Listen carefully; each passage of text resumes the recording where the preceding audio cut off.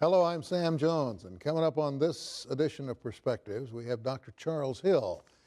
Dr. Hill is a Tulsa psychiatrist with two passions. The first, of course, is treating and helping his patients achieve wellness. The second, the one that sets him apart from others in his field, is music. Question is there a connection? We're going to talk about that and listen to the second, so we'll try to answer those questions for you. Now, to get with you, first of all, you've been a psychiatrist how long? Been practicing 26 years after training. I bet you've got some war stories. A couple, I do. Is there any shortage of mental health problems out there? No shortage of mental health problems. Big shortage in mental health help in terms of clinicians and outpatient sources and inpatient. That's a trend that's been going on, though, for a while, isn't it? Yes. When I first began at St. John's 26 years ago, there were probably at least 10 or 12 psychiatrists on staff. We had, at one time in the system, over 200 mental health beds, but slowly that's gone away, and now we have to work hard to find places for people to go. And it's true all over town. All over the country. Amazing. Yeah. How did you make the transition, or were you always interested in music? Oh, I was always interested in music ever since junior high school, so it was always kind of a constant companion. Just out of college, I actually moved to Austin, Texas, thinking I was going to be a songwriter. But when I got there, I was one of several thousand aspiring young songwriters, and I decided I needed to find another line of work and just keep my music as a hobby. You've brought some talent to bear here before, and you and I sat and talked about it. And right now, we're going to take a little cutaway and listen to some music you played and recorded a little bit earlier for us. All right? Here he is on guitar, Dr. Charles Hill.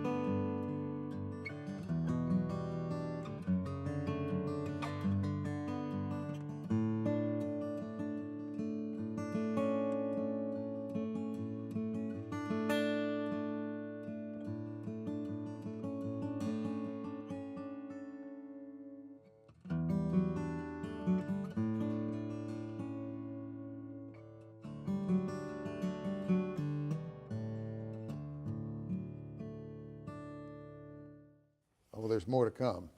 Stay with us on that. You play gigs around town. Not anymore. Really? No, I stopped 7 or 8 years ago. Well, the last time we talked, you were still doing gigs. I think some coffee houses and some over at All Souls. True. I played it. I had a little thing I did at Philbrook Art Museum on Thursday evening for several years. Yeah. But what was great about that, it was from 5 p.m. till 7 p.m. Then I could go home. But a lot of places, if you play music, you have to be prepared to stay up late. And that got a little old after a while. Yeah. The life of a musician is not an easy one. And it's even more difficult in Tulsa because now a lot of folks aren't using live musicians anymore. Not in this market. Yes, I can't speak too much to that because I'm not out there in that scene much anymore. But certainly for a singer-songwriter, there's still some opportunities in Tulsa. There's several guys that are and girls that are still doing well with that. There's a your parents knew when you started your career in medicine. They knew what your goals were pretty much, didn't they, about becoming a psychiatrist? I think so. I didn't really choose psychiatry until halfway through medical school. But I think I kind of sprung the medical school idea on I was 25 when I went back to school to collect some credits, and I got into med school when I was 28. So I was a late starter in that way. And I think it concerned them a little bit to go back to school at that time. They knew it would be a long 8-year process to get through the training, but they were supportive. Are your parents still alive? No, they're passed. They're gone. Yeah. Were they able to live to see you play in addition to your? Yes. I was always playing some in classic rock bands and playing bass guitar in classic rock bands and playing here and there. So they would often come out to see me play. So they got to see me. They didn't. Unfortunately, when I did my little CD back in 2011, Mom was gone by then. And they were both gone actually, so they didn't get to hear that. But they heard those pieces because I'd come by the house and bring my guitar and play it. Must have been a treat for them. I think so. That's really nice. Why don't we take a short break and listen to another on guitar, Dr. Charles Hill.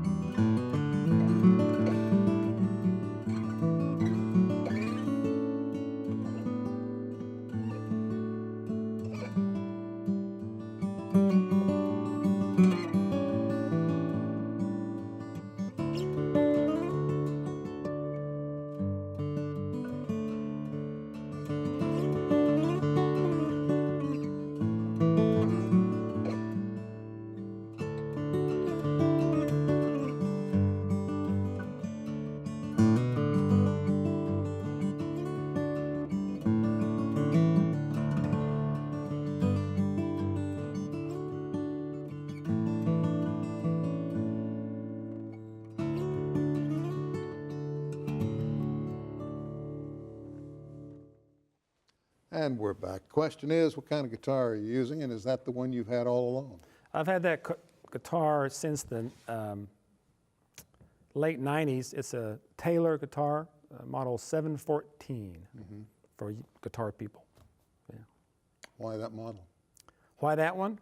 It just felt right when I picked it up and played it in the store. I'm glad to hear you say that, because I know folks that have bought guitars over the years that because it looked good and they got it home, it didn't work, at least for them. Right. No, looks don't count in guitars. It's all about feel and action. And for me, I love the way a new guitar smells when the wood, I like to smell the whole guitar when I'm checking it out. But Taylor, I bet you get some strange looks in the music shops. Yes, I do. But a lot of other people will be doing that too. Taylor makes a fine guitar, especially for fingerstyle, which is what I do mostly. And there's so different makers make different guitars that fit different purposes. Really? Any other person in the medical line here in town that plays? I mean, do you have groups that get together? Oh, there's several. Yeah, there's several. It's surprising how many musicians there are once you start asking around and talking to people. So there's plenty of them. We've never talked about this, but I got to ask you, you ever play for patients? No, I have not. I have not done that. Because I glean a calmness in your CD, and I just wonder. Well, I've never really, no one's ever asked me that before. I know that I just never felt it was the time to bring it into the psychiatric unit or to the hospital. It's really more about the patient there. I didn't feel right. Now, there were some psychiatrists. We had a psychiatrist at St. John that would come play his violin at Christmas every year, and I thought about doing that, but I never did. So. These are all original pieces, are they not? Yes. Do you still write? I do. I try to. There's always something in my mind stirring around. I have a little recorder at home, and I'll record a little something and try to work it into a piece. But I got to say, I think if anybody out there plays instrumental music and knows so little about music as I do, I don't know very much about music theory. I play by ear, but you're always kind of unconsciously adapting things you hear on the radio and other players. So it's really hard not to plagiarize, so to speak, and be completely original. I think in the guitar world, there's very few things that are actually brand new. We're all kind of recycling things. Johnny Carson used to say there's no original humor left, there's no original jokes. And somebody countered with, oh yes, as long as the prisons are full, there'll be humor. You know? Yeah. So we get music, original music, from some of the darndest places. Oh yes, yeah. The blues, I mean, just look at the history of that. I mean, it's, yeah. The influence of, for instance, New Orleans jazz, Kansas City jazz, folk rock came in from Chicago via Route 66. Yeah. And yet we've maintained what they call the Tulsa sound. True, I have. You know, and it never left. I feel real fortunate to have grown up in the 60s and 70s. I got out of high school in 72. And back then, radio music was Crosby, Stills and Nash, Beatles, John Denver, Neil Young. These guys were playing music that you could actually learn how to play. You could play along with it on the radio. The chords were major. They were easy to figure out. So it was easy to learn to play music back then. I think it's a little harder now. The music on the radio is not that conducive to picking up guitar and playing along. You know, I remember when Blood, Sweat, and Tears hit, and boy, they hit with a big splash. And one of the things that came out about that group was the bass player actually read music and put bass players back to work all over the country. Okay. That was a big deal back then, because bass players till then, you know, were pretty much by ear. Yeah. So there were some big changes there. We have another number that we're going to run for you, and we're going to do that right about now. Dr. Charles Hill on his guitar.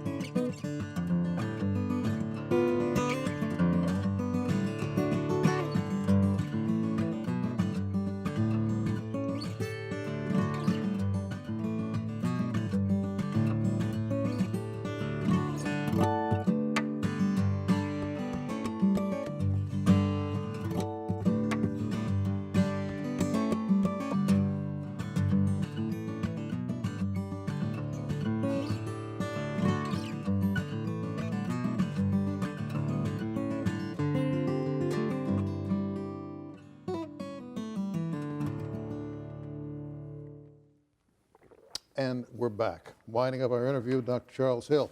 A lot of young ones out there are going to see this, and they're going to be curious as to how do I get started.